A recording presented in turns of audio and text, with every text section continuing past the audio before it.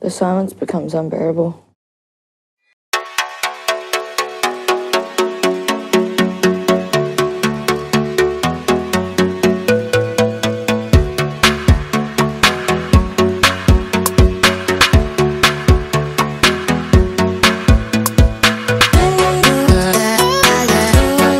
Welcome back to Beyond the White Room, a series that I've created to get in touch with people in the media about their journey, about adversities that they've been faced with and how they've overcome them, and just to catch up on, what they're doing now and what's next. Today I'm going to be talking to someone who you may know from The Bachelorette.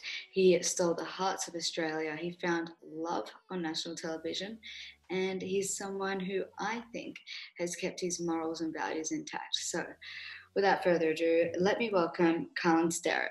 Carlin, how are you? Thank you so much for taking your time out to talk to me and Beyond the White Room. No worries, Sophie. Thank you for having me. I talked about how we know you as Carlin from Batshit. How did you come to be on Bachelorette? Well, funny story actually.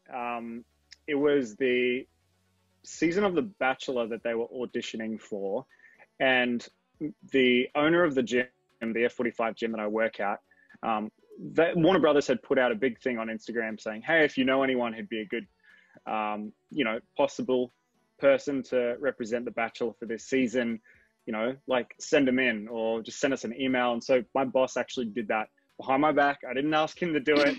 And so I ended up getting an audition for that. And I think it was from that process. I didn't get The Bachelor, but I think it was from that process, meeting a lot of the casting directors and producers. They sort of got to know who I was. So when The Bachelorette came to be, they pretty much gave me a call and said, hey, do you want to just apply for this? I was like, sure. So did the group interview and everything like that. And then it was just all fast track from there. So. Oh, there you go. I actually did not know that. Rewinding, I guess, because I wanted to say this at the start, and I feel bad if I don't acknowledge it. A few of my guests have been from Melbourne, where I guess COVID is taking over their life a bit. How is it for you in Sydney? Honestly, because I live in Cronulla, and everyone's you'd almost think you're in Queensland here. Everyone is so laid back. It's been pretty chill. It almost felt like COVID didn't even happen here, which is probably not great. I was sticking to the isolation rules and stuff like that when it happened, and I was just going for my daily walks and just staying at home and working out. But honestly, there were still so many people out and about, and that's probably why there was a few cases in the Shire. But yeah, honestly, we've been pretty blessed here, considering how bad it is in Melbourne right now. In the city, there's been a few hotspots and stuff, but Cronulla's so out of the way. But wait, so you work in Bondi, right? No, actually, I work in Hurstville. Some people probably don't even know where Hurstville is. It's kind of like east and south. Yeah, it's just. Oh, okay. Going back to Batshit, there's been a lot of adversity in the media at the moment. A few of the girls from this season at the moment are coming out and, I guess, for lack of better words, exposing the show and production. Have you got any comment on that? I haven't heard too much in terms of exposing things. That probably shows how much I've kind of distanced myself from the media for my own mental health. Yeah. But I'm not surprised. I think it's a tough environment. And when people feel like they don't get a good edit, they kind of throw all their toys out of the cot. I get it, but they did sign, an NDA, and they are under contract. So it can pose some problems for them, but you know what, each to their own.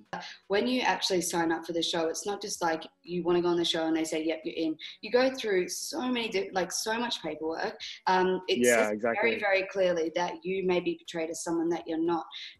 So it always, I guess, baffles me when people do come out and start, saying this and that. I'm like, you know what you signed up for, Yeah, that's right. Yeah. And, I read through my contract quite thoroughly because I wanted to see exactly what I was getting myself into, and it pretty much says that they can portray you however they want. So if someone was just not as thorough and then they get a rude shock. I think it's just naive. But yeah, to be honest, it's just the nature of the show. They can edit it however they want. They need their characters.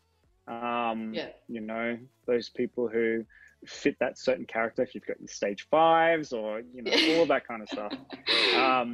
So yeah, it is very interesting that people start doing that. It's just not going to do themselves any favors. And I always say, don't bite the hand that feeds you. Yes, don't bite the hand of the feeder for sure. Do you think, how were you with your edit? Were you portrayed as Carlin? Yeah, a lot of people who know me would see me on television and they said that was exactly who I know you to be. But I think I didn't get shown all of the elements of my character throughout the show. And I think that's just because they didn't want it to overlap someone else's character, say Tim, who was the runner-up.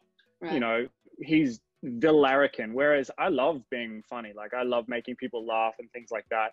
But I think they just didn't want to show that side to me. You did find love on the show, which I think I can talk for the whole of Australia. We were just like, we all found love in your little bubble. You know, we were all happy. We were all cheering for you. Coming off the show though, like, how was it? It was a crazy experience. And that, I mean, it sounds very cliche, but until you're in it, you just don't know what it's like. I mean, as soon as you finish the show, you're very much under the spotlight. You've got your whole publicity tour that you have to do. Angie and I, we watched the finale together, and then the next morning at 3 or 4 a.m. we were straight up for hair and makeup, and then had to do all the radio circuits. So we went and did all the radio interviews and things like that, and it was full on. And it just felt like it was full throttle for a good month or so, and then it was like, all right, they've just left you alone. Now it's completely up to your own devices. Going back, you said you watched the finale with Angie. Did you watch the whole season together? Like, was it weird? We didn't watch it together, no. So we couldn't be shown together. So there was organized sort of dates and moments that we could reconvene and spend a weekend together in a very private sort of, you know, place. But that was like once a month. So I was watching it by myself and she was watching it by herself a lot of the time. And it was hard, you know, as soon as you see her kissing one of the other guys, or you see her connection, how strong it is, when you're now in that relationship, very, very challenging. Yeah, I can imagine. It's nothing like anyone has to experience in any relationship ever. Yeah, I was like thinking almost watching it back could be the undoing of the relationship, which would be hard. Like, because I you know, try to put myself in the shoes, and I'm like, I just don't think I could look at that person the same way if I saw it, but I don't know. Each to their own. No, it's honestly, you're spot on. I think a lot of the couples really struggle. And because our communication was quite good, we were always verbal in terms of how we were feeling about that. And I'd be like, you know what, that really sucked, that episode. And I have my moment, I'd talk it out, and then I'd sort of move on and try and get over it. Because in the present, you just have to realize that you're now together and you love each other. So it's just this constant rechecking of your emotional and mental health. You always have to come back to it, talking to each other. So yeah, very challenging, and it's definitely not an everyday thing. Yeah, speaking of mental health, when you came off the show, what was the backlash like for you with social media and stuff? Did you get heaps of trolling, or how was it? Yeah, there's a lot of trolls out there. And it's just people who were so invested in the show, and if they didn't like you, or they thought who you were on the show, you know, isn't someone that they like, they would just verbalize it to you. And it's so funny, like on your photos and comment feeds on your page, they're commenting things that are almost like targeted about you, but to someone else. Yeah. So it would, you know, be like, look at this loser, and they'd tag someone else. So it's almost like I'm seeing everything that people have to say in my comment feed on my images. It's a whirlwind, and no one can prepare you for it. No, I think once you get that, I guess, following or that label, it kind of like almost dehumanizes someone. So people feel like they can, you know, so easily go and do that. Yeah, absolutely. It was something that I just wasn't ever used to, having so many people wanting to verbalize what they think of me, or even if it wasn't even if it wasn't targeted at me, it was, you know, for someone else to read about me. And it's just like constantly bombarded with people's opinions of you and your character. You know, this show is, it's you. You're putting yourself out there. That's why, you know, people give those of us who have done acting and stuff in the past such backlash. But it's like, we're putting ourselves out there as ourselves. You know, I'm not portraying a character, so I'm not being judged on the character that I'm portraying. I'm being judged on me and my character, and that is challenging, as you would have known yourself from being in reality television. Yeah, 100%. But I mean, how did you overcome it? Like, what did you do to keep sane? Having a strong support network of people who reaffirm in you your worth. Yeah.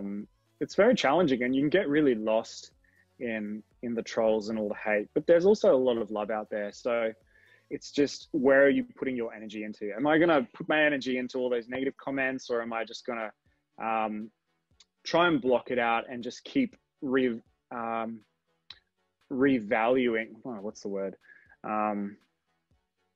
Reaffirming my values and what people think about me who do love me. So it has to be deliberate.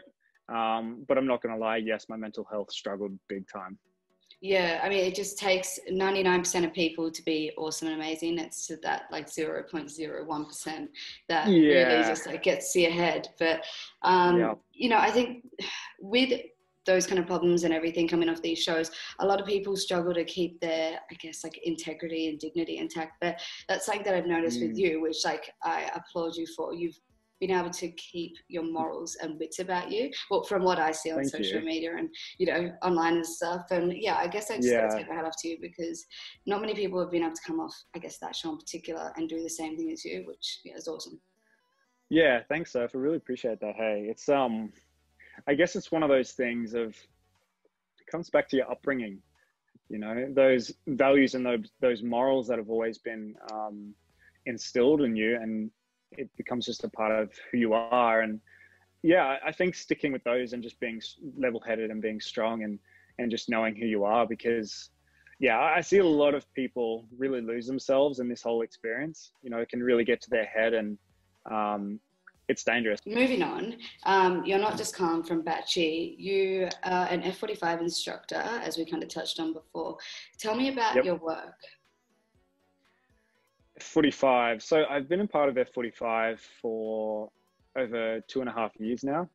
And, you know, health and fitness has always been such a big part of who I am.